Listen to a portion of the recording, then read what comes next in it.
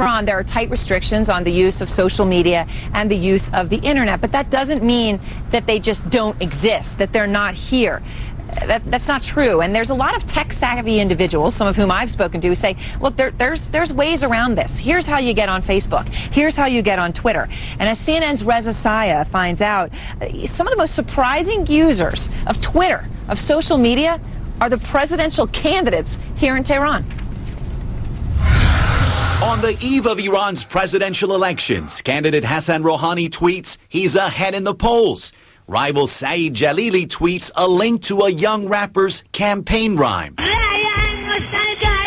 It is one of Iran's many head-scratching contradictions that in a country where the regime blocks social media sites, most of Iran's presidential candidates have Twitter accounts. The irony is that these candidates who have taken to using social media, Twitter and Facebook, are hamstrung by the policies of the Iranian government. They have very few followers, actually, in the hundreds, precisely because it's very difficult for people in Iran to access social media.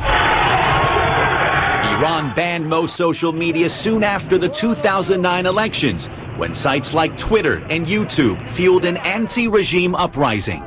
When the government barred reporters from covering the protests, Iranians used social media to expose the regime's brutal crackdown. A graphic YouTube clip of the dying moments of Neda Sultan, a 26-year-old allegedly shot by authorities, made much of the world stop and pay attention to Iran. Authorities eventually crushed the opposition movement and clamped down on internet access. Today, Iran's cyber police restrict the free flow of information by slowing internet speeds and blocking thousands of websites and blogs.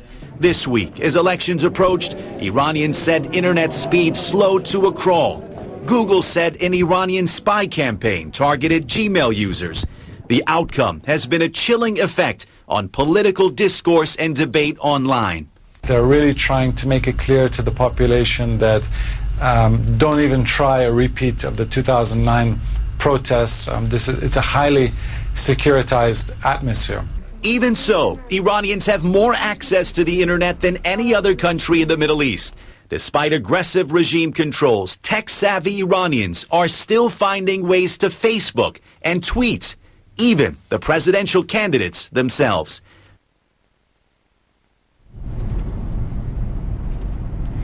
Reza, just so so amazing at some of the contradictions that you point out there in that piece. I just was smiling because some people today were saying, oh well, the joke here in Iran is you call it the World Wide Web, we call it the World Wide Wait, when you were talking about how slow the internet is. But it does look like the government's determined to restrict internet access. So how are Iranians managing to get online in such big numbers and do so without the government being able to identify them and punish them? Aaron, when you're young, tech-savvy, and you're tired of the government messing with your internet, you're going to find a way.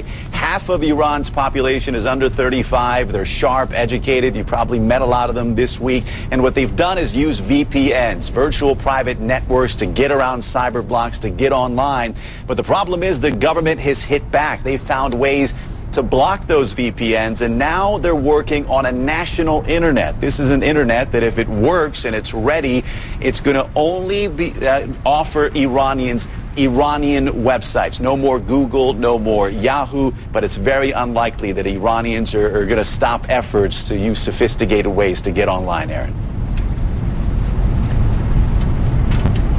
Certainly is, and just a fascinating report there by Reza. And a lot of you watching may think things are shut down. It's just so much more complicated and more fascinating than that in so many ways. I want to bring in Christiana Amanpour again. Of course, as you know, she's covered so many elections in this country. And Christiana, I know that as we're waiting for the results, and there were some rumors coming from here in Iran, actually on Twitter, ironically, in light of Reza's report, right, that there might be results in just a few hours. But now they're saying, oh, it could be longer than that. And of course, we'll hear them from the Iranian state media first. But everyone's saying to me there's going to be a runoff. And what are you hearing about what a runoff might look like? Well, I'm hearing that as well. I even heard that, to be honest with you, before the voting began, certainly from Mr. Rouhani's camp, the reformist candidate, who believed that a last-minute surge towards him could either make him win outright, that is from his camp, or put him in a runoff. And they believe that the likeliest person to face him in that runoff would be Mohammad Bagher Ghalibaf, who, as you've mentioned, is the mayor of Tehran. He is a hardline conservative. He has very deep ties to the Iranian Revolutionary Guard.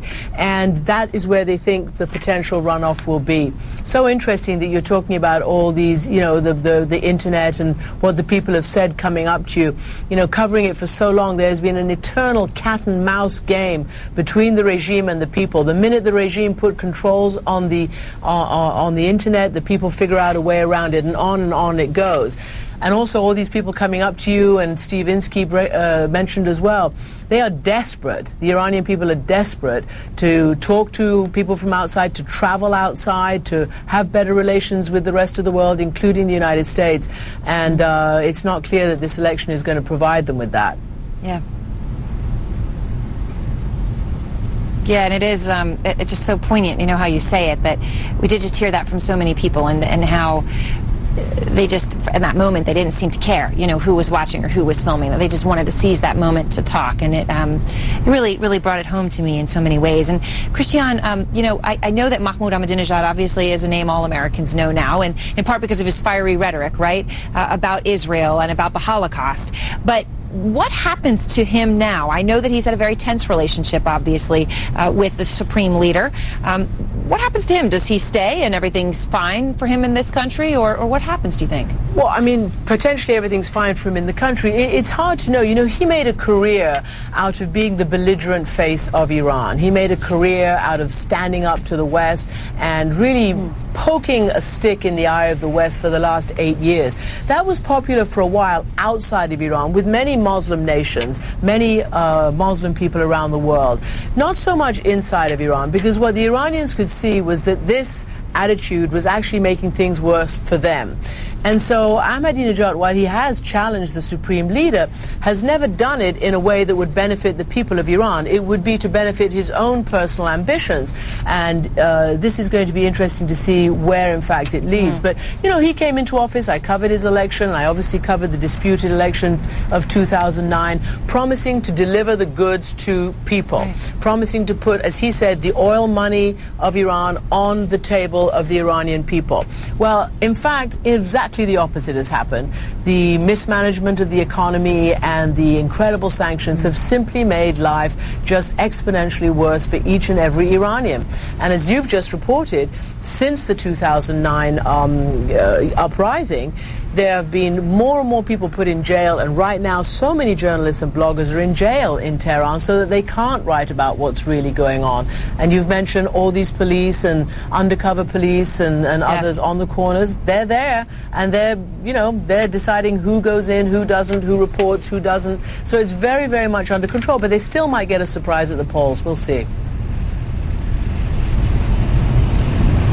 We'll see, and certainly just fascinating dynamics here. Anyway, Christian, thank you very much for taking the time to join us. Of course, Christian, as she said, you know, has been covering these elections for so many years.